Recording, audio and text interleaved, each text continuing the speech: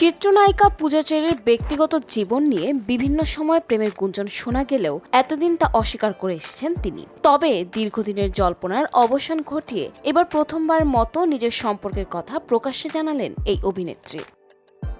সম্প্রতি এক পডকাস্টে অংশ নিয়ে পূজা জানান তিনি আর সিঙ্গেল নন, বরং এঙ্গেজড। তবে এখনও আনুষ্ঠানিকভাবে আংটি বদলের মতো কোন অনুষ্ঠান হয়নি বলেও উল্লেখ করেন তিনি। পূজা বলেন তার হবু জীবনসঙ্গী মিডিয়া জগতের কেউ নন। তার ভাষায় তিনি যে পেশায় আছেন সেই পেশার কাউকে জীবনসঙ্গী হিসেবে ভাবতে পারেন না।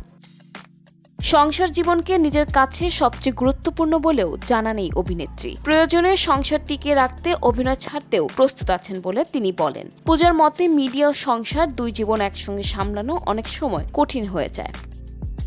হবু সঙ্গীর প্রশংসা করে পূজা জানান তার পার্টনার খুবই সহায়ক এবং তার ইচ্ছাকে গুরুত্ব দেন। মানসিকভাবে প্রস্তুত হলেই তিনি বিয়ে করবেন বলেও জানান এই নায়িকা।